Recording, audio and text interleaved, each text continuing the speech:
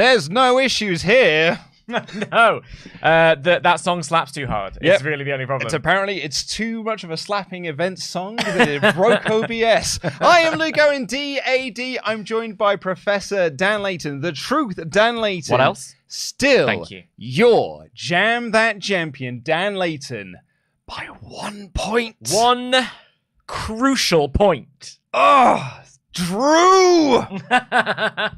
Drew! If only Drew hadn't have been a stupid dum-dum, then I would be sat here as your Jam That Champion. Hey, you're dealing in counterfactuals. It didn't happen. You're going to have to get over it. You're going to have to move on because the truth reigns supreme. And this is the WrestleTalk Podcast review of AEW Collision. Thank you all so much for joining us today. Please do press the subscribe button. Give us a little thumbs up as well. Leave a comment down below with what you thought of this episode of AEW Collision. Please join the live chat with getting your thoughts. And are you all right there? Yeah, I'm just trying to sort myself out. Yeah, I can hear you clonking around all over the place. And if you want to I've never clonked in my life. How dare you? And if you want to have your thoughts read out on the air, it is WrestleTalk.com/support. And hey, while you're in the mood for clicking links, tickets are available now for our Survivor Series party. We are having a lock-in at the Long Arm Pub and Brewery overnight. In those terms, yeah, we're having a lock-in. We're staying up past our bedtime, and we're going to watch Survivor Series together, maybe with the return of Randy Orton, probably not with the return of CM Punk, but it will be War Games. Yeah. And we're going to get to watch that, and I'm very, very excited. So definitely not with the return of William Regal. Tickets, no, because it's still another year to go, yeah? But so... That was December. No, I think it's 2 years, apparently. It was like the gentleman's agreement. I remember. I thought it was a year.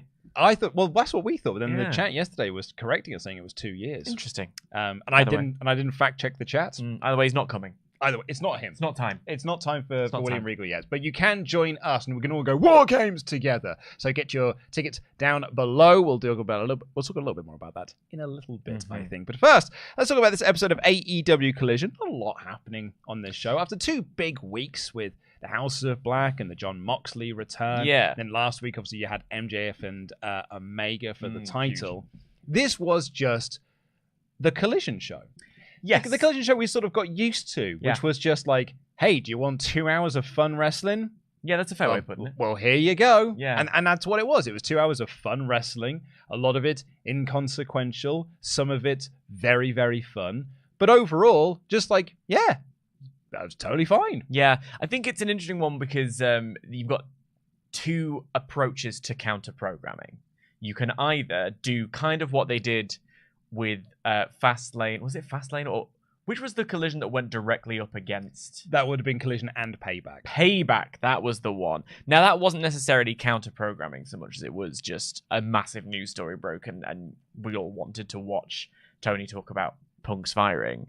But you can do kind of what they did with NXT and AEW Dynamite, where they loaded each other up and really went for it. Or you can just go, you know what? We're not gonna try and fight this big show.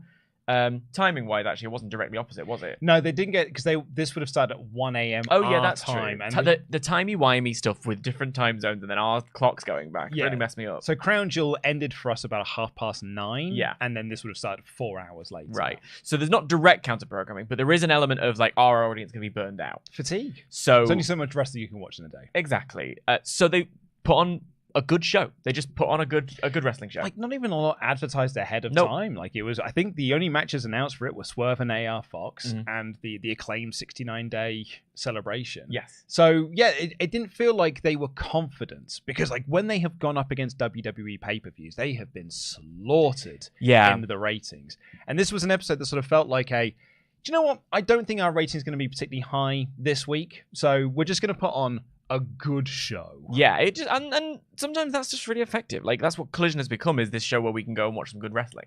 You know, so it doesn't always need to be this massive story development. It doesn't always need to be this big, you know, keep them all talking forever kind of show. But that also doesn't in turn mean that it's bad. No, absolutely not. No, because I particularly with this opening match, and it's our opening topic for today, which is about Swerve Strickland. I really enjoyed the opening to this show, which started off with, the promos. You had like Darby cutting a promo, and you had Lance Archer and Jake Roberts cutting a promo, and you had sort of the Acclaimed hype themselves up, and then you had Swerve Strickland and Prince Nana cutting a promo, and all of a sudden AR Fox just jumps Swerve Strickland. Yeah. We go to the opening with Elton John, and then as the fireworks and pyro are going off, they're brawling out of the ramp and brawling down the ramp. It's like in background, it's like, oh, that was such a cool visual to open the show. I'm always of that nature. Like that kind of open the show with a brawl thing, for some reason, always gets me sitting forward. And this one was kind of cool. We've not seen those promos in a little while, and then having one interrupted. So to let us know these promos are happening live. Yeah. It does that as well for it. Really, really vibed for me. I really had a good time. And I loved the story that they told within this match, which is that across their career, they've been sort of like interwoven a lot. Throughout their career, they have had 8 matches. This is their 9th match that they've had together as a singles. And they are 4 apiece in those. And they were talking about on commentary, it was like an early doors. It was AR Fox who was getting all of those wins against the inexperienced Strickland. But as Strickland has gotten older and he's gotten wiser and he's got more in-ring savvy, he's now racking up the wins. And so like the last 3 matches have been Swerve Strickland victories. And this one again was another Swerve Strickland victory. So I thought that was a really good story to tell. And they kind of played off a lot of their history together. Lots of reversals of moves, lots of countering of each other's moves, knowing what's coming, being surprised when something slightly different happens. They've just got fantastic chemistry together. Yeah, it's we've spoken a lot about chemistry in wrestling. I think chemistry is 9/10 of wrestling. You can have the 2 greatest wrestlers in the world, but if it doesn't click on the night, they're gonna. I mean, think of like Shinsuke and AJ Styles can deliver a Wrestle Kingdom, or they can deliver a WrestleMania. Like it's and they have it. Yeah, they've got it together. They just have it. Like I really, really like this. And yeah, I'd Swerve. Now he's older. He's got the more experience. That was on display in a lot of this. Fox, I've kind of missed seeing Fox on TV. He did get a bit of heat because of the All In debacle. Refresh our memory. So it was supposed to be Swerve and Fox versus Darby and Sting in the double coffin match. Yes. And Fox had travel issues that he was aware of, but the office were not aware of. And he didn't let them know. All of a sudden, it was like, oh, he can't travel to the UK to do this show. I think he was trying to like get it sorted, but like they couldn't get it sorted in time. So he was taken out of the Mogul Embassy. He was kicked out of the group. Darby Allin sort of welcomed him back into the fold, back onto the good guys team. And then he was replaced with Fox was replaced with Christian Cage on the show instead. It's also the same show where like Rey Fenix was taken out of his match as well. Ironically enough, because of visa issues. Yes. It's the same reason, so I didn't realize this, but the reason why Gunther wasn't on Saudi is because of his American visa, has to be there for 6 months without leaving the country. Right. And it's one of those that's things what happened with Rey Fenix ahead of All In. I don't know if it's a green card thing or like they're settling or whatever, but there is certainly a period. My friend who has moved to America had that thing of there is a period where you are landlocked. You can't just go and come back. It also means he probably won't be at Elimination Chamber. No, either. I would imagine he's probably free for Berlin. Yeah, he's free. Yeah, well, that's in August, so he'll be fine by then. But yeah, it's one of those things where like you think with $1 billion company. Which this isn't. No, I mean with like WWE or with like a big company, you could maybe try and find a workaround, but some administrative issues you just can't get a workaround. Sometimes money just can't buy everything. Yeah. But I really, really liked this match, and I thought Fox was great. But Swerve, for me, the back half of this year has been Swerve's year. Like he's just been on fire. The work he's been doing with Hangman Page, kind of like pretty much since the start of the Hangman stuff, like when Hangman came out for his promo and Swerve came out, and I was like, oh, cool, Hangman and Swerve, yeah, I'm into that. They had a fantastic match at Wrestle Dream, which Swerve won, and then that story has continued. And I loved Swerve's like character motivation wasn't about, like he said to Hangman like a couple of weeks back, it was like, this was never about you. This was just about your opportunities and me not getting them. This was about the opportunity. Now you've made it about you. And then he did the big home invasion angle with Hangman, and he's been taunting Hangman ever since. They're going to have their rematch at Full Gear. We're going to do Hangman and Swerve 2. But I really thought, off the back of WrestleDream and Tempest, and I talked about, I think you and I talked about this as well, really thought that he was going to be going on that upward trajectory, possibly even MJF versus Swerve as your Winter is Coming match. Though I don't know if we're going to be doing Winter is Coming this year, because we haven't done the Full Gear Eliminator tournaments. They are doing Winter is Coming. They are. But I don't know. They announced when it was going to be the other day. I'll find out. Oh, did they? I missed that. Keep chatting. Because I thought because usually they have the Full Gear Eliminator tournament, and the winner of that tournament goes on to face the champion at Winter is Coming. So I wasn't sure if we weren't doing it this year, particularly as well because we're going to be doing World's End at the end of the month. It will take place on December 13th, Dynamite, and it will take place in Arlington, Texas. So it is happening. It is happening. This was like yesterday. Okay. Announced, day before my birthday. Yeah. Oh, so you get to review on your birthday? I will do. You're absolutely right. Oh no, I won't because I get the day off on my birthday. So I won't be here for that. Never mind. But I really feel like Swerve, even though we're not doing the Eliminator tournament, and it's just him and Hangman, and there's every argument that Hangman gets the win here because you get the win back. I still think you should be pushing on with the Swerve trajectory, man. Like, I really do think there's a lot of contenders as to who could be the man to dethrone MJF. Swerve Strickland is still my pick. I think it's a good pick. I think Swerve is incredibly talented in the ring through chats with my friend Mark Marcuson. I've seen a lot of the stuff that he's done elsewhere. There was a great match he had in Mexico as well that Mark picked out. He's great. Right? He's just great. And he's got the in-ring prowess. He's got the style. He's got presence. Pizzazz. The presence is where I was going to get to. He's got the charisma. And there's a mystique around him. The look, the facials, the performance, the swagger that he shows on social media, which at times gets right on my nerves. But it's all part of it. You know, it's all very effective. Do I think World Championship immediately? I'm a little bit more hesitant. That's not to say I don't see him being a world champion. I absolutely do. I think he's got everything you need for it.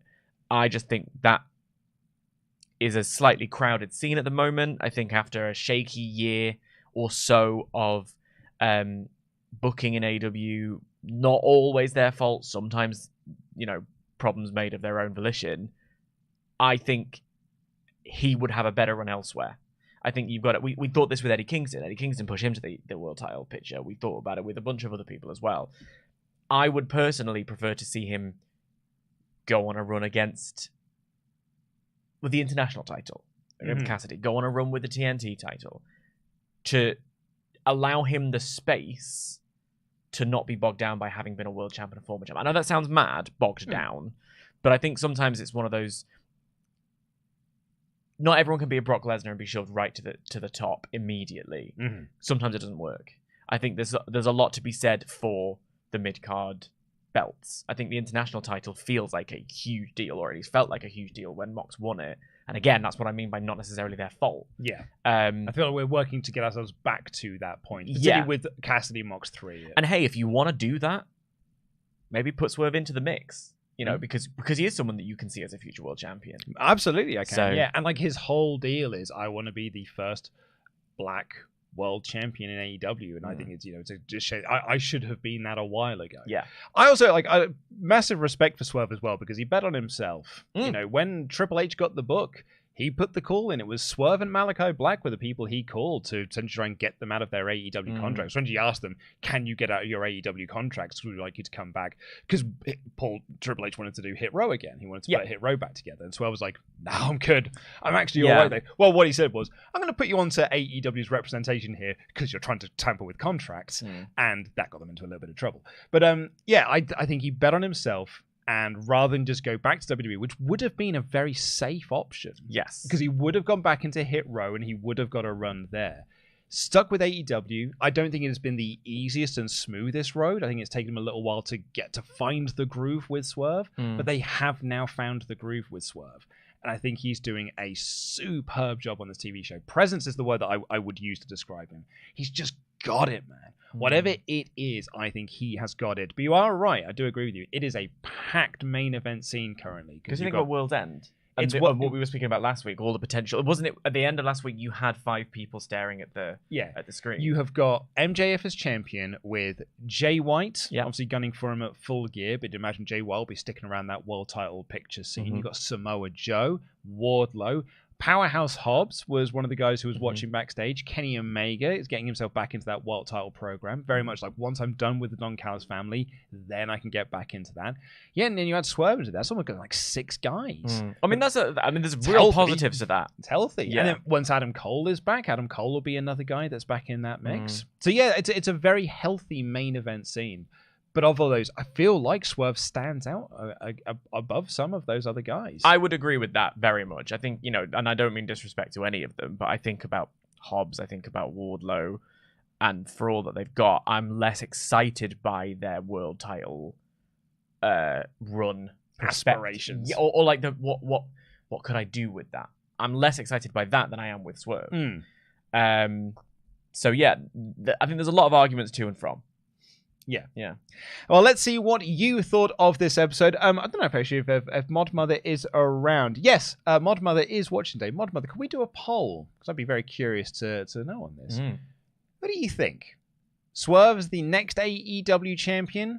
It's yes or no? Yeah. Because I don't want to do it as like a future world champion, because I think everyone will just say yes. I'm talking specifically the guy to beat MJF. Would you vote yes or no? I'd vote yes. Because I would vote no. I would vote next, no. I don't think it's the right call. I think he's the guy to beat MJF. Interesting. For my personal money, yeah. I'm way more into the idea of Swerve doing it. Like, I think you can do something interesting with Wardlow, and there's a handmade story. There's an easy story to tell with Wardlow. And I'd love it to be Samoa Joe or Eddie Kingston or something like that. But Swerve is the guy, to me, that makes the most sense. But let's see what you think in the Stark remarks. And Kid Cudi here says, next AEW champ, lol. Swerve has had about 2 important wins since the beginning of AEW. He's the guy that Tony used to get his true favorites over. Hangman is definitely going to get his win back, and this will age like milk. I don't have faith in TK. To be honest, a lot of Dynamite and Collision could use fresher faces, and I know you'll disagree with this because you are the target demo, and it's mostly tailor-made for your preferences, but people like Darby OC, the Blackpool Combat Club, and Bullet Club Gold could use time off TV. I mean, I'll push back a little bit on the idea that Target Demo mostly made for you and all that stuff, because I was watching this show and I saw Lance Archer come out and I was like, hang on, where have you been? Why couldn't you be in the main title picture? You're great. Like, there's a lot that I agree with everything you said about there being fresher faces, and I always agree with an off season and someone going away for a bit and then coming back. So yeah, but the interesting thing with this is you kind of talk yourself into a corner a little bit when you're saying we need fresher faces, and here we are saying, well, here's a fresh face to make world champion, and you say no. So like they'll build. It's not. I'm not saying I'm sure you're not saying put the belt on him right now, no, or even maybe at Winter is Coming, but if you build Swerve correctly, I think that's your argument. Yeah, exactly. I think he has the potential to be the next AEW World Champion. Perception is 9/10 of the law, or whatever. And I think they have been setting that up for a little while now, that he is that guy that is the contender there. And to your point, your argument, Kid Cudi, is I want fresh faces, but not that fresh face. Right. Yeah. And also, you've slightly undermined your own argument there, because the people you've listed are the top merchandise sellers. Yeah. So I don't think because you personally don't like them, I don't think that's a good argument. To be clear, so it's not just a pile on. I don't really vibe with Darby either, and we'll get to that when we get into a little bit later on in the show. So I understand not particularly vibing with a person's character. That's kind of part and parcel of watching a bit of scripted entertainment like this. Yeah. But that doesn't mean that they shouldn't be on telly. Nick Corvello here says, in regards to the title topic of the live stream, the answer is 1,000 times yes. Swerve should be the one to dethrone MJF. MJF correctly upgraded his character, and a more evil bastard needed to take his place. Swerve is sadistic enough to take it.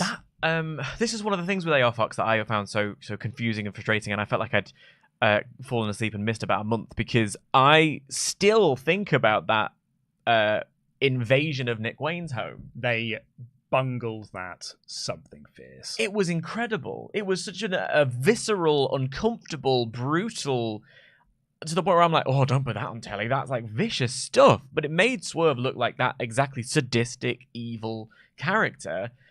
And then kind of I guess not their own fault in every single way. Yeah, it's like I also think that they didn't need to get AR Fox out of Mogul Embassy, because what they essentially did then was just like 3 months worth of angles in one segment, and it was like, and that's where they bungled it, because that angle itself was incredible. The same way that I thought the home invasion angle they did with Hangman was incredible. It was genuinely unsettling, and I loved it. That's what you kind of get out of Swerve. But I do agree. I think the handling of the split of AR Fox that was so bungled going into All In. But it's that stuff, though, isn't it? That all of those examples are reasons why we're having this conversation. Yeah, because he's got it. Spectre here says, I firmly believe that Cole should be MJF until the Swerve Hangman match. Now I'm 1000% behind Swerve becoming the next AEW champion. He's got the mic skills, he has great matches, but most importantly, he has it. He's a build-around guy. I also, when we were talking about it, thought about Cole being the one to take MJF off. You've got that storyline built in. You've been doing such a brilliant job with it. But then I thought to myself about how that was supposed to be a very quick story, wasn't it? And then it just did so well that they kind of kept it going. And I've spoken about how, in particular with AEW, there's been, for my money, a lack of ability to roll with the punches and book on the fly. And okay, I can't quite do that, so I'll find a way to do this instead, and we'll make good. There's no reason that you can't do the MJF Cole combustion at a later date with a different story. It doesn't have to be for this title right here. Like, you can keep that on the burner unless MJF signs with WWE, in which case you probably can't do it. But I don't see that happening currently. I think he's re-signed. Probably. But point being, that shouldn't be a reason to not put the belt on Swerve just yet. You just have to adapt how you're going to tell that story. It's plan A, plan B, you know what I'm saying. Yeah, I hear what you're saying. I'm gonna give up. On that note, actually, there was some news that came out just before we came on air. But Saray, who was rumored to be re-signing with WWE, has turned them down. This is the first of the Endeavor acquisitions that has not worked out. As they were working to bring her in, but instead she is signed with Sukuban, and as a member of the Cherry Bomb Girls. I mean, look, that's a great example of the healthy wrestling industry working. Absolutely it is, yeah. So I thought that was really interesting. Yeah. Because that, I thought, was because Sean Rossett reported almost yesterday, in fact, I know because I'd covered it in the news, that they were working on bringing her in. And less than 24 hours later, it's no, deal didn't happen. She chose to go elsewhere. But you're right, that's the healthy wrestling world. Yeah, and the idea being, especially in the women's division, it's one of those things that people are like, oh, Mercedes Moné has to sign for AEW. And it's like, well, is she going to be utilized in the best way? If part of, and I'm using part of specifically, part of her reasons for leaving WWE were creatives, a lack of respect for the divisions and all the rest, why would you sign up for a company where there's one women's match a week? That's I don't think it's the right move for her. It's this idea though that it's very Western centric, and I'm guilty of it as much as anybody. A very Western centric idea of you could make a killing in Japan, but you might as well sign with WWE. What opportunity for you, kind of thing. But if Saray is having a great time over in Japan, and Joshi is a massively respected kind of thing over there. Why not? I think I talked about this on yesterday's show. I think Banks is going back. Really? Yeah. Really? Yeah. I think Banks is going back to WWE. It was off the Kyrie return, and I was like, Bailey's going to need a new friend.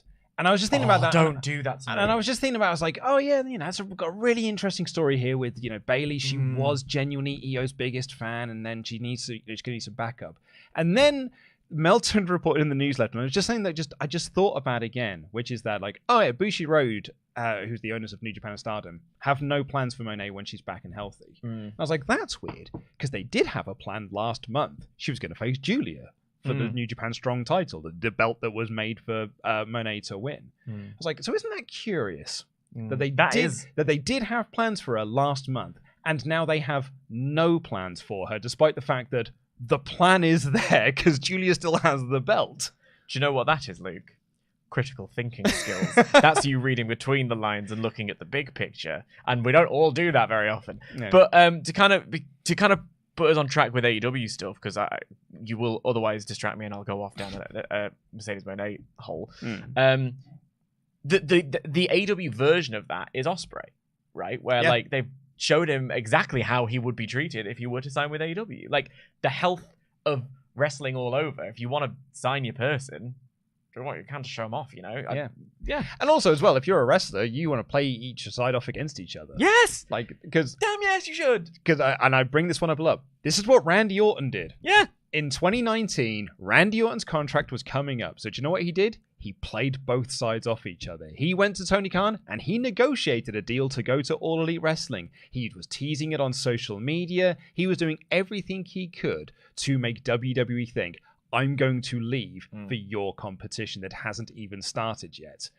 All the while, most likely thinking, I'm just going to re-sign with AEW. I'm going to re-sign with WWE anyway, but got a much better payday because he negotiated with the other side. Didn't Copeland do that as well? Yeah, Copeland was doing it. In 2019? Yeah, just looking for the best deal possible. Yeah, and then it turned out this one was the best deal possible creatively for him, something more interesting. Go and have fun with Uncle Jay. So so it's like, that's what you should be doing, and that's what Will is doing as well. Like Will reposting WWE's Twitter account after Seth Rollins has retained the title belt with 2 eye emojis. Yeah. Like, that's a smart thing to do by Bill, just to be like, yeah, I could go here. What are you going to offer me? Did it make me drool a little bit? Yes, it did. But then it would make me drool if he signed with AEW and did a more serious run. Like, you know. Anyway, back to Collision. We'll get to the rest of your Stark remarks. We were talking about Saray. How did we get to Saray? What? I just brought it because it was a bit of breaking news. Because it was interesting. Gotcha. Yes, it was interesting. Speaking of interesting, we are going to be at the Long Arm Pub and Brewery. How's that for a segue? Hang on, are we voiceovering this? We are voiceovering this one, yeah. Oh, how exciting. Yes. We are going to be at the Long Arm Pub and Brewery in Shoreditch in London at the end of this month for WWE Survivor Series. It is a lock-in at the pub. We're going to be doing another live edition of No Holds Barred. We're going to be doing our live reactions from the pub, so you get to be part of the WrestleTalk Live experience. This is the best way to watch and enjoy wrestling pay-per-views. It's the most fun I've ever had watching wrestling pay-per-views, and you can have fun with us. Look at all these fine folks having a fun time. Don't you want to be part of that? Every time I see this video, and every time I do one of these, I just want to do them again. And we're on for a big run of them as well, because if this Survivor Series one works, we've got the Rumble. We've got Elimination Chamber, which will be in Australia. So at a good time of the day. Yeah, so it will start at 10 a.m. for us. Even better. 9 with the pre-show. Yeah. And then it's 2 nights of WrestleMania. And then Backlash is the rumored Paris show. Yeah, I'd like to be at that one. I want to go for a little Parisian jaunt. Well, me and Ollie were also talking about that, but that would mean we'd have to go to Paris, and I don't want to do that. I love Paris. Paris is an absolute shithole. It's one of my favourite cities in the world. It's disgusting. Beautiful. It's absolutely gross. That video needs updating. There's too many shots of Tempest holding my belt in there. We are getting a new one. In fact, editor Adam Whitney is currently working on the new version of it. Thank you. We had new B-roll shot while we were at our last event. I saw it. And yes, sorry, Mod Mother, I did swear, but that's how passionate I feel about Paris being a shithole. No! FTR came out to brawl with the Gates of Agony after the match, and LFI and the tag team champions also ran down. They also had a big brawl to set up, which is to promote the 8-man tag that's coming later on in the show. We've got a video promo for MJF versus Daniel Garcia, which is happening this Wednesday on Collision. And then on Dynamite, you're absolutely right. I really like this video, by the way. It was really good. There was something that was said in it that got me a little interesting note, which was this whole thing of, am I getting a pro wrestler or a sports entertainer? Which is quite interesting when you consider AEW as a whole. Because it certainly leaned in more to the theatrical soap opera style, which for some people is a massive turn-off. But for others is a big sort of tick in the thing. And it's also a conversation that we have all the time about serious versus fun wrestlers and can I take this person seriously? And there's like Kofi, for instance, is a prime example. Like with JR being like, well, you do all your pancakes, I can't take you seriously as a world champion. But I mean, it's all about perception. Like some wrestlers can manage it. Kurt Angle. Kurt Angle was a goofy. King of being goofy. He was goofy at Kurt. For a long while was Goofy Kurt. Like in that first year was Goofy Kurt, but he also won the world title in that first year because he backs it up in the ring. And all of a sudden you can take him seriously. That's Gerald Briscoe's argument. Yeah. Was just like, because Triple H didn't think that Kurt should be the champion. And like Triple H shut down the Stephanie angle because he said he didn't think it was believable that Stephanie would find Kurt attractive, and he didn't think that Kurt Angle should be the world champion. And Gerald Briscoe's argument was like, well, could you beat him in a real fight? And Triple H was like, no. And he's like, well, then he gets to be the champion because like he makes you believe. Yeah, sure, he's goofy and he does his little goofy promos and stuff. but when the bell rings, oh, you better believe it's on. And I think MJF is kind of another example of this, where he's able to pull off wearing a Sesame shirt while doing this incredibly intense promo that makes me want to see his fight this week. He cut a hell of a promo here, and I love Bullet Club Gold's return promo as well. I'm really into Jay White at the moment. Just put the belt back on Max. I agree. Lexi interviews Dan. Yep, Kip Sabian. Basically to set up the Mark Briscoe match. They challenged him for a 6-man today with Mark can find 2 friends that are as ugly as he is. That led to the Kingdom versus the Crucible. I properly laughed when Roderick Strong came out and went, Dasha! Yeah. Dasha! That really made me laugh. And they said that no one is taking neck health seriously and no one is taking them seriously. So now you'll get to see how important neck health is and how important the Kingdom are. And so they won quickly. And afterwards, Roderick Strong got in the ring and attacked them as well and then continued to feign his injury. And McGuinness said, and quote, battling through the pain so brave, he is the MVP. Just a simple video promo for Christian Cage. Why not? This is what we were talking about on last week's Raw. I like these. Yeah. I like video promos like this. It just gets you over to a potentially new audience who are watching for the first time. It's like, here is this character, and here's why you should, listen to them the next time they're on screen. Or it makes you excited for the next time. If you know them already, it makes you excited to see them again. Yeah, they work. Unless you're talking about fairies. Lexi interviewed Mark Briscoe about who his partners might be. FTR will come like, hey man, we'll be your partners. And Mark very, politely was like, I really appreciate that, but you've already got your match tonight. You're a bit busy elsewhere. And I've got 2 other people in mind anyway.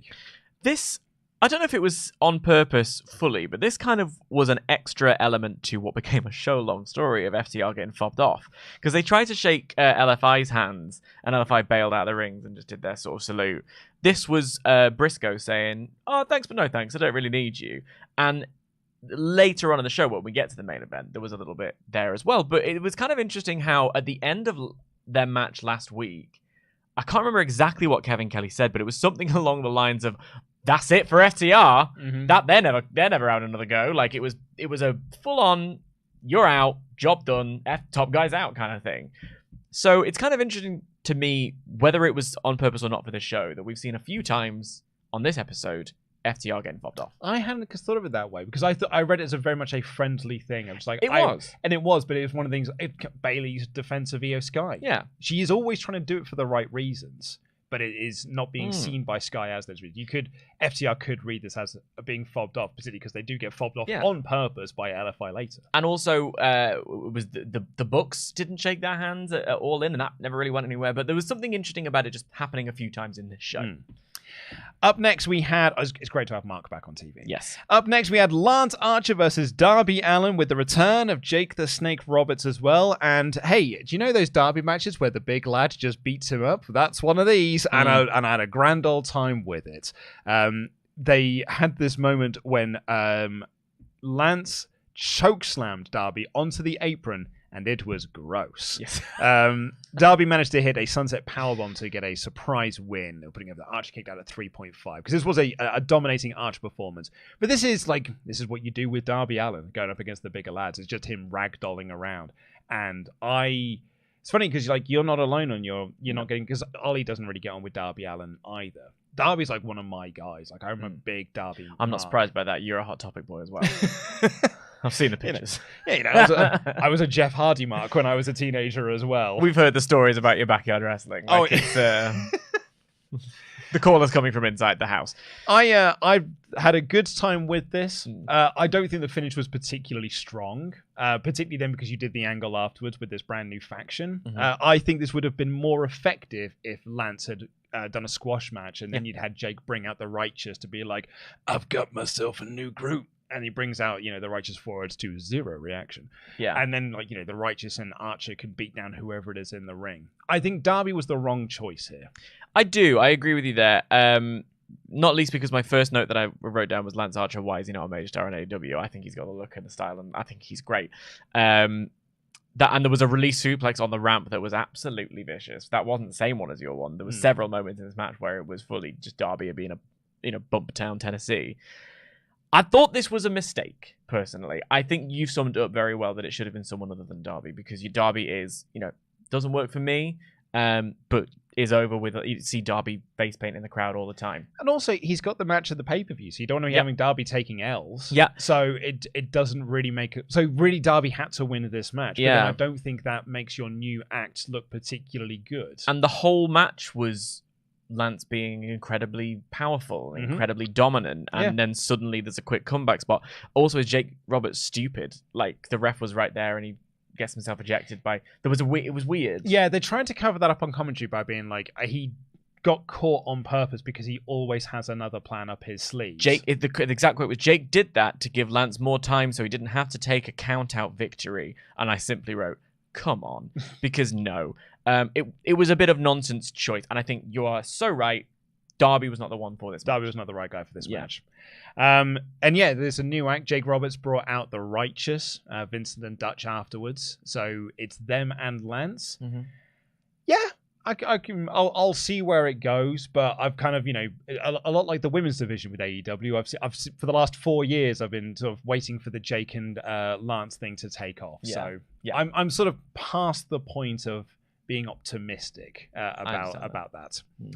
Lexi backstage interviewed Chris Statlander, Willow Nightingale, and Sky Blue, and Chris was there sort of, hey, Sky, we didn't really know where your allegiances stood, but we appreciate what you did. And Sky was like, I didn't do it for you. I did it because Willow's always got my back. And Statlander was like, yeah, I mean, I have her back too. And she's like, yeah, okay, yeah, cool, yeah, great. This was an exact copy and paste of last week. Like, not necessarily in performance, which I quite enjoyed, and I like the continuation of which side is Willow on or whatever with this misting extravaganza. But it was shot, and then Sky Blue left the frame, and that was exactly the same thing that happened last week. If I was a betting man, I would say this was recorded last week. Probably, yeah.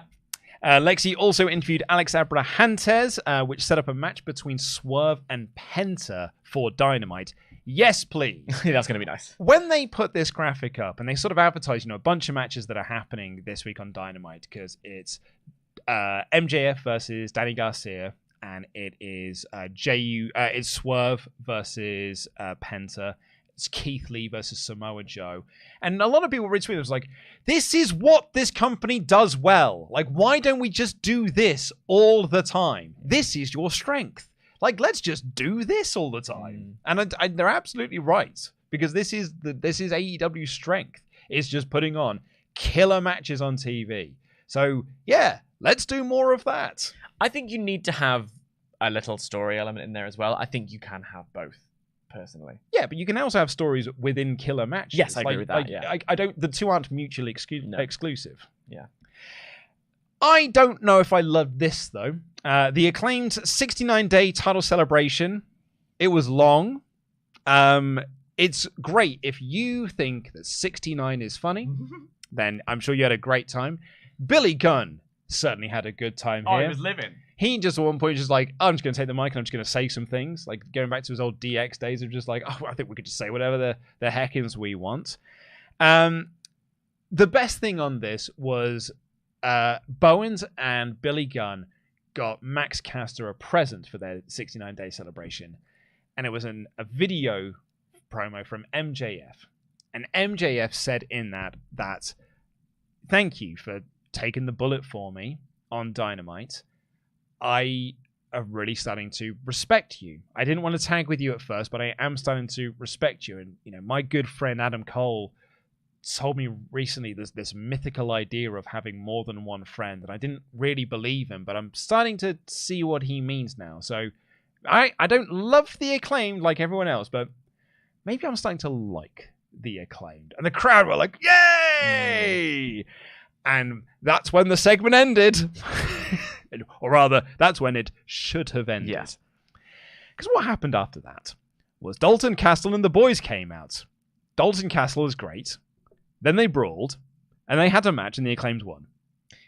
Yeah. This was an absolute mess. This was nonsense so bad it befits Vince McMahon. Like, this was stupid. Like, I got a bit cross at it in the end, because I started off quite enjoying myself. I wrote, this is cheap, puerile humor, and I love it. I 69 was funny in like 2015 or whatever. Yeah.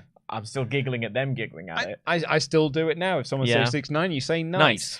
Max Caster at one point said this holiday is very special, and like I laughed out loud at the idea of it being a holiday, because it's the 69 days. So they've got charisma. They really tickle me. And then Dalton Castle came out dressed as Heidi Klum, and I was thrilled about it. Do you see Heidi Klum's Halloween costume this year? No. She was a peacock, and her husband was the peacock's egg, and it was hilarious. It was a viral moment. It's very big in the pop culture. That's why I'm here.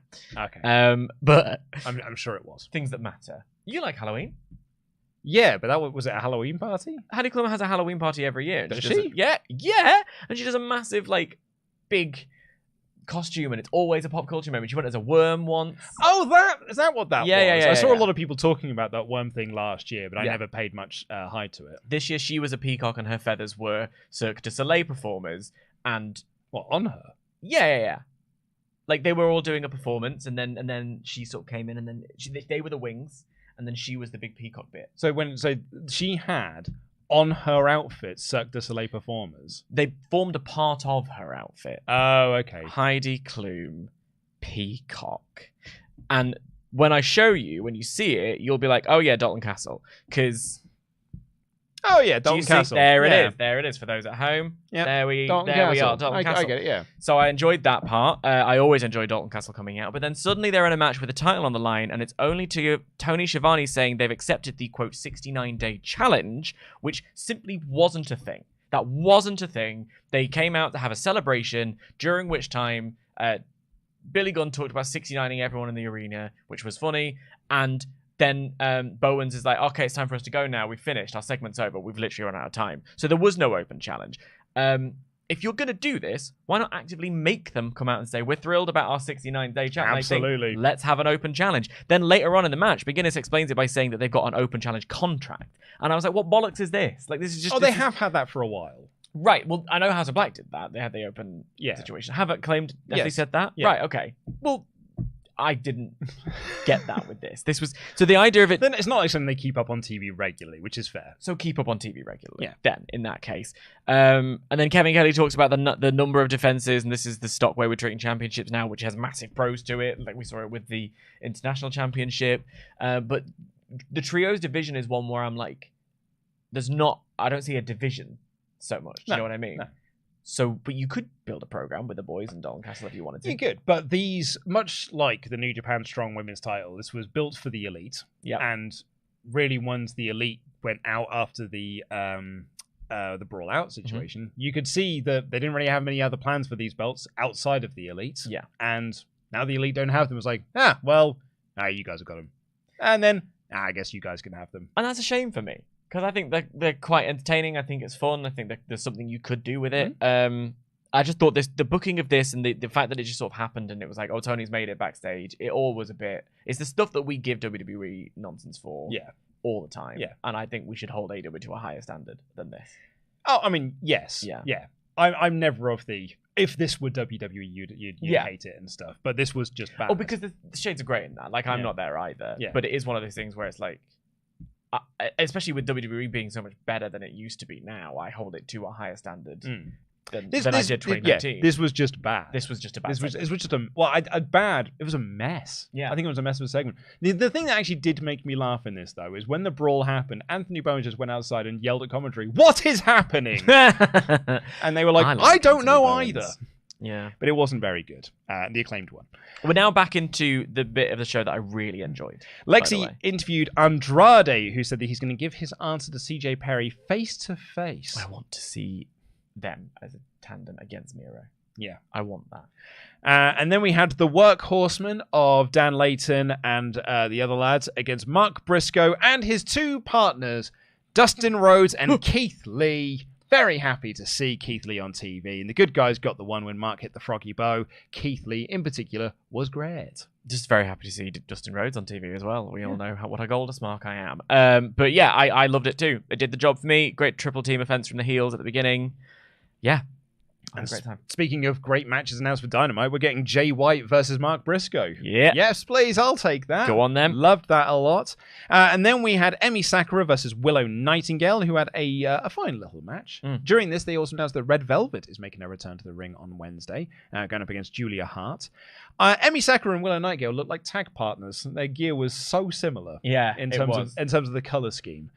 But the match got really good by the end, and Willow won with the Doctor Bomb. But ultimately, it meant nothing.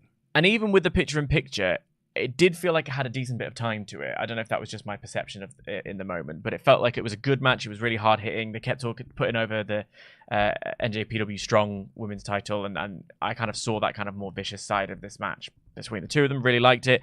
So yeah, I enjoyed the match, and there was a graphic of the show currently being hosted by John Cena and Nicole Byer. So John Cena has been on AEW television. You've been asking what's next. John Cena to AEW, all confirmed? Yeah, they did this on Dynamite as well. Yeah, and then like saying John Cena by name. It's weird. It was weird. It was like when John Cena said Taz on SmackDown. Yeah, I was like, oh, it was fun. Weird. I like it. Yeah. Are you looking for the timing? Yes, I'm just gonna get it for you now. Emi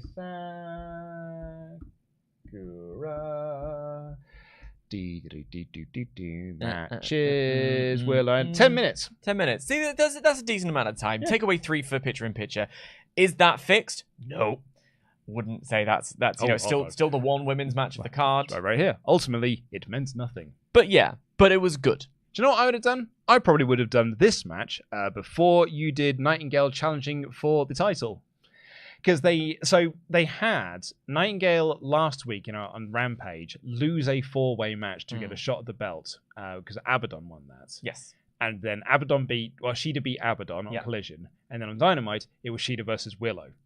And I'm like, well, why is Willow getting a title shot? She just lost a 4-way to win a title shot. Hey, if you'd have done this match, then done the title match, at least you could have said, well, she did get a win. Yeah. And that set her up for a title match. That's true. Yeah. But that requires a little bit of thought. Then we had Samoa Joe cutting a promo about being the longest reigning ROH TV champion, and also that he's not heard back yet from MJF. But MJF, I would advise you to call me back. I think Ollie Davis is right. I think he's going to be the tag partner for MJF in the ROH tag title match at Full Gear. Ooh. That's fun. Which is really, really nice. That's fun. And that's where Keith Lee walked up to get a shot at Samoa Joe. Yes, please. That was the 3rd time on the show that I wrote, yeah, I'll watch that. Quite happily. And this led to our main event of Ricky Starks and Big Bill in the Gates of Agony versus FTR and LFI. Roosh is so great. Oh, God, he looked great, didn't he? Yeah, I love Roosh. The man's awesome. Yeah. He's just wonderful. The running into the corner to do the drop kick, but then stop, fake out, and then I'll just kick you in the face. I was like, oh, you're great. And then just did a little roll through. Yeah. Tranquilo pose. Yeah. So cool. I really actually enjoyed Roosh and Dax doing the big rig. Like, it's like, oh man, the two teams are working together. This is so awesome. Like, this is what you want from 8-man tag match. Yeah. Like, it's just 4 tag teams doing things. Everyone gets in. Everyone does big moves. Everyone does dives. This is what you want from an 8-man tag TV main event. And I had a wonderful, wonderful time with it. And despite the fact that, Dax and Roosh did work together in that moment, Roosh got the win, but they did not shake hands with FTR after the match. I mean, this has been a thing brewing for a little while. Roosh has been on the show, just in various, pre-recorded segments and the story that they've been telling. And then this is really their first proper appearance, certainly in-ring appearance on Collision. Am I wrong in that? Have I missed one? They ran in last week. They ran in, but made they didn't the save. Yeah, they didn't have any. So this is your first reminder of what this faction is and who Roosh is. And it was amazing. Yeah, it was wicked. It was so good. Like, I instantly was like, oh, I can't wait for more from you. I love this. And then to have them go and stand on their own, it would have been a little bit cheap, I think, for them to do that kind of partnership with FTR, because it would have undone some of that we are a faction that stand on our own 2 feet kind of thing. It looked powerful. And then, when the BCC do come down, as we haven't done that, have you? Not yet, but no. But them not shaking the hands of FTR for me was a real statement of intent for who LFI are. Yeah. I loved it. They don't really have friendships. Nope. They will have like partnerships that might get them extra things. You know, in this, they had a match where they got to beat up the tag team champions and establish themselves within that tag team picture. But they're not here to be friends with FTR. And even them, it's Roosh. Like, the person I'm thinking about at the end of this match is Roosh. He was the guy this is the guy of all 8 in the ring. Him and Starks were the people they were putting over the most within this. Starks had his Rocky moment where he got to go out to the commentary team, put their headset on, and do commentary. Basically putting over how much he really likes Big Bill and what a great friend he is. Then the second the Big Bill takes a move, he's like, oh no, throws his headset down, runs up to get the tag. But that was really, really great. But yeah, afterwards, House of Black cut a promo on the screen, and it was not just a threatening message, because when the lights came back up, they were in the ring! And then the Blackpool Combat Club of Claudio and Yuta ran down to make the save, with Malachi Black escaping the swing. Yeah. And at the end, they shook FTR's hands. That was the completion of my little story. Yeah. My show-long story about FTR getting or not getting respect. Yeah, fobbed off. I'm so curious whether that was on purpose or not, because it's a really interesting little thread, and I would like them to pull it. So BCC are now in face mode. Yeah, well, they are, Michael Oku's least favorite term. They are tweeners. Like, it's also Dan Layton's. That's the one thing me and Michael Oku agree on.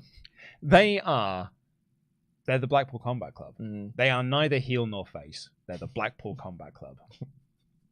The Grand Old Duke of York was in my head. I was like, how do I make a song out of this? It's like Steve Austin was neither face nor heel. He was Steve Austin. Yeah. And I feel that's where the Blackpool Combat Club are. I disagree with you on that, because it's anti-hero versus neither face nor heel. He was objectively a babyface. Like, he was the everyman. There was no neither face nor heel part of it for me with Steve Austin. This one feels more circumstantial than that, and I don't know if that works for me. But what does work for me is seeing them fight really good wrestlers. So I don't care. Yeah, and that was the show. Yeah, it was all right. Yeah, it's all right. It was totally fine. It's a good show. A good little 3 out of 5 show. I had a fun old time with it. Some very good wrestling. I particularly enjoyed Swerve and AR Fox. And I had a lot of fun with that main event as well. And yeah, I'm really stoked for Dynamite, because they announced a hell of a lot of things for Dynamite. Yeah, 5 matches I'm really excited for. So big thumbs up from me on that one. We've got our poll going as well, so if you want to give your thoughts on this episode of Collision, please do press the thumbs up, thumbs down, or thumbs in the middle, while we shout out our Patreon backers, our $25 and above Patreon Pledgehammers. Head on over to patreon.com/WrestleTalk to get access to loads of cool bonus content. Uncut Survival Series went up today from the most previous episode, where we had to name every WWE champion again. You've also got uncut versions of No Holds Barred going up there. Exclusive podcasts like myself and Pete Quinnell reviewing Halloween Havoc 97, where we had a grand old time doing that. And there's also the Behind the Scenes podcast. There is the Mailbag podcast. And there is also After Dark, which is really, really good. That's a good fun show. We like that one. And if you are one of our $25 and above patrons... Oh, actually, do you know what? Should we go through what the suggestions are? Oh, yes, please. For the next WrestleTalk Extra. I'm always curious to see what's been nominated, because it is the month of November, so you would expect a lot of Survivor Series. And for those who haven't done WrestleTalk Extra, or who are considering hovering over the subscribe button, it is this brilliant deep dive into a classic pay-per-view, not just in terms of what happened on the show, but everything that was going on around it, everything that was going into it. It's well fun. It's great. And currently winning the poll is Survivor Series 2014. Is that Sting's return? A debut? That's the good Survivor Series match. It's the good Survivor Series match. It's the match where everyone thought, oh man, this is going to be a huge push for Dolph, and it wasn't. Which match? Which Dolph match was that? I love that match. Yeah. Love that match so much. So yeah, if you are one of our $25 and above Patreon Pledgehammers, you get your name read out on the show, like these fine folks. The $100 man, CD Horver. The posh squash that loves to mosh, Josh Martin. Double L, Liam Leonard. Have an argy bargy margy pargy. The Matt man, Matthew Allen. Abominable Michael Abbott. Superkick Nick Mazesko. Ryan Disco Stewart. Thomas the Prize Hooker Solazano. When there's a Will Campbell. The Machine Gun Alex Anderson. And the roller coaster, Robert Acosta. Lovely stuff. Thank you all so much for your wonderful backing on Patreon.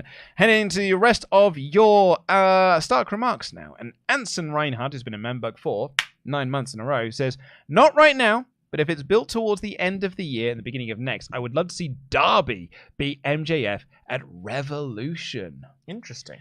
Because they have obviously got a lot of history together. Mm-hmm. Loved the feud that they had last year, I mean 2 years ago, based around the idea of MJF beating him with a headlock takeover. I can beat you with a simple wrestling move because you're just a big stunt man. I'm going to beat you with a wrestling move. And then he did, obviously with the Dynamite ring and everything. But on Dynamite, like, he went up to his locker room when he was looking for friends. He was in desperate need of tag partners, and even then he just took it down right emo bitch on his thing. Doesn't like him. Even when he's being a babyface, even when he's trying to find friends. Sometimes you just don't vibe with people. Sometimes you don't vibe with people, and he doesn't vibe with him. So I want to see that match. I want to see them have a match again, because they also had a great match. Yeah. And we have the results of our Swerve poll. Oh! Is Swerve the next AEW World Champion? Yes. 58% of the votes. That's quite close. It's a win. Yeah. But it's quite close. EJO says, G'day EW. Collision this week did a better job of selling stories through recaps and video packages. Still too much time wasted on predictable matches. And as always, the one match, one promo limit for the women's division is bollocks. Ham that ham.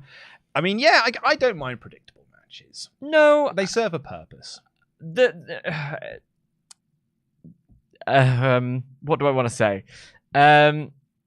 Predictable matches does the job. I think sometimes it is, as you say, serve a purpose.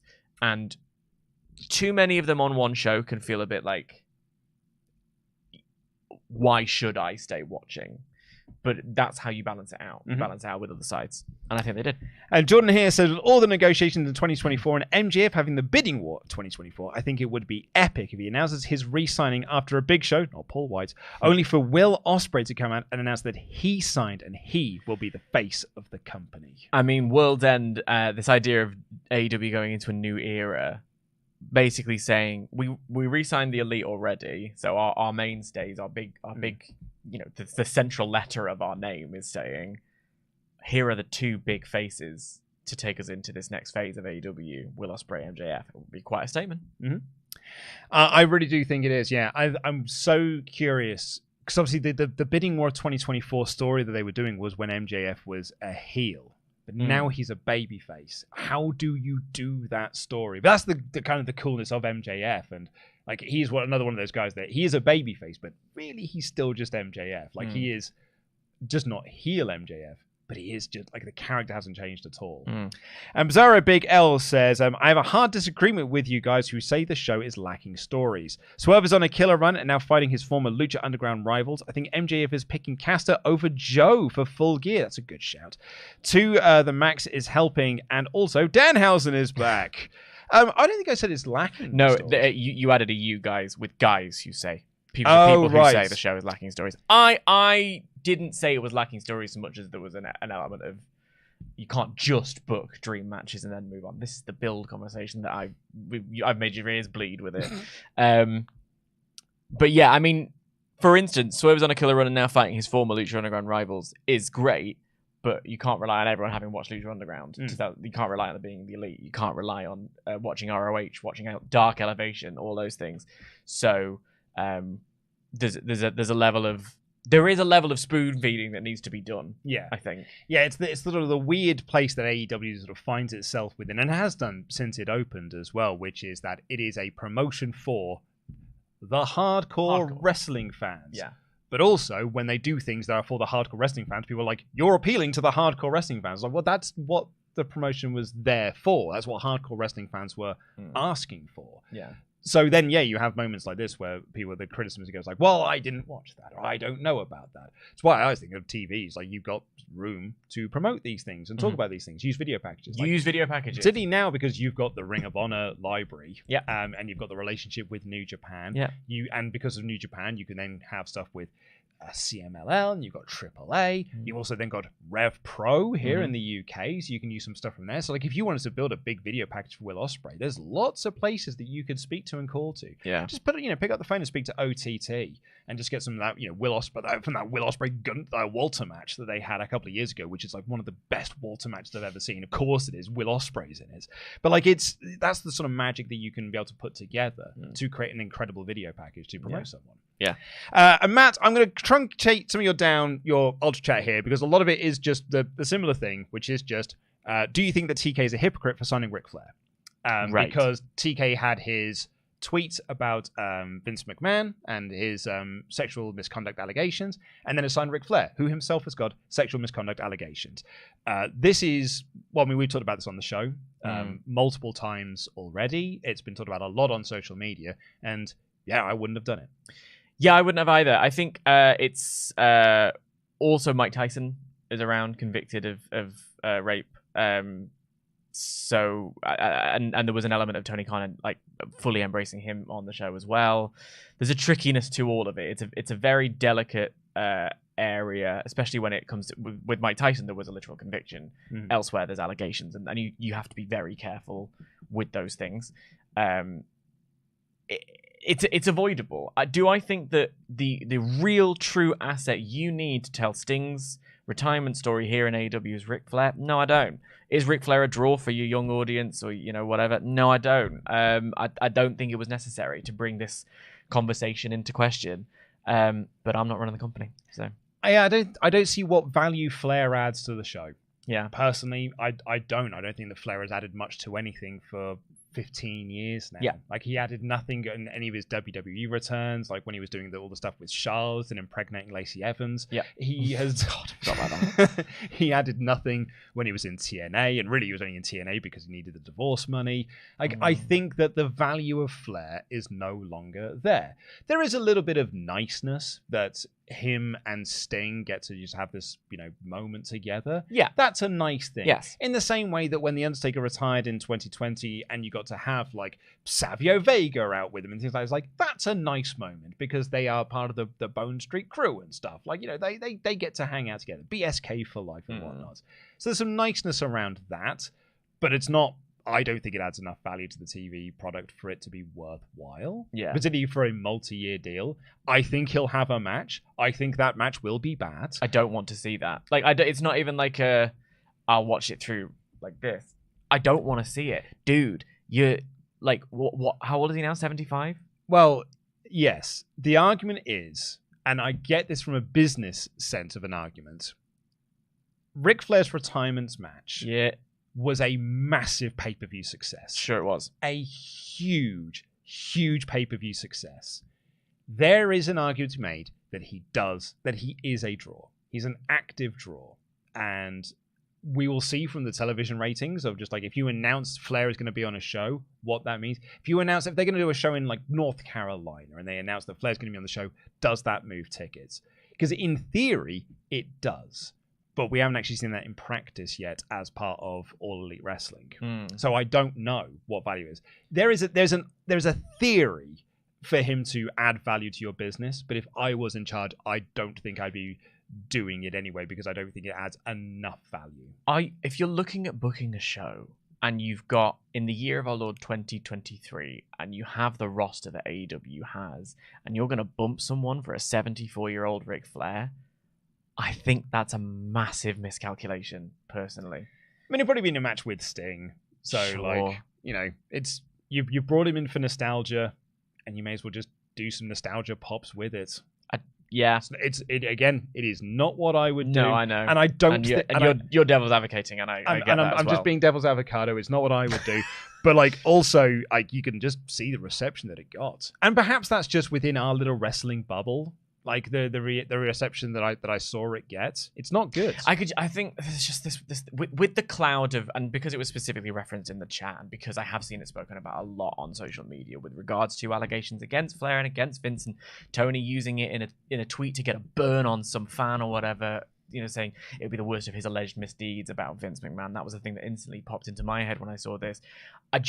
picture, and I'm sorry to once again push my feminist agenda, but I have a microphone and a responsibility to do so. If you as Tony Khan are going to book a show and you're going to casually book a women's four-way just to chuck a few women on the card and then move on, but you're going to dedicate more time to Ric Flair on a show in 2023, I think that is a big, big shame. On top of that, a lot of people in the wrestling industry are assholes. Oh, yeah. So yeah. it is not... I mean, I'm the worst of them. It is not exclusive to Ric Flair, everyone. There are people on both of those rosters up and down the card with various allegations leveled against them. So, yeah. It is... You can't just focus in on one and be like, that's a problem, because there's actually a much bigger problem. Yeah, it's not a reason to not address it. Yeah. To be clear. But, yeah. But yeah, I agree on that one. But that is going to do it for this episode of the show. Thank you all so much for watching. If you've made it this far and haven't already, please do press the subscribe button. Give us a little thumbs up as well, and leave your comment down below with what you thought of this episode of Collision as I end the poll to find out what you thought of the show, which is way more positive than I thought it was going to be, which is... When it thinks about it. When it thinks about it. Come on, YouTube. 72% thumbs up. Yeah. I really thought this was going to be a thumbs in the middle show. There wasn't a lot offensive about it. No. You know, and I think that the fans of Collision are very receptive to this kind of episode of Collision. Someone pointed out there, mathematically, there were no thumbs down. There you go. 0% thumbs down. Because I don't see why you could point at this and put it as a thumbs down show. No, you're right. Yeah. I was going to say, like, even like YouTube... being YouTube as it is, there are like last week's episode got thumbs down on it with the MJF Omega match. Yeah, that's true. And like, so yeah, I'm very surprised to see that got 0% thumbs down, but yeah, that's very interesting. But yeah, thank you so much for watching. Me and Dan are back tomorrow with the Raw show. Advertised for it, we've got the Fatal 4-Way. We've got Shinsuke versus Akira Tozawa. That's what I'm thinking about. Fatal 4-Way of... It is, if I remember correctly... Ricochet, Miz, Ivar and Bronson Reed for the shot of the IC title, and WWE.com has nothing else for me. So cool. Thanks. We're gonna have the follow up, I assume, from Judgment Day's midnight, where there was a. Well, I mean, we're 3 weeks away from War Games. Yeah, and you know, are we going to have Sammy with the Money in the Bank briefcase? Oh yeah. Or is he just going to have it back? Are we going to have some further teasers of CM Punk? We'll find out. We'll see you tomorrow. I've been Luke Owen, DAD. That has been the Professor, the Truth, Dan Layton, your Jam That Champion. Jam that jam.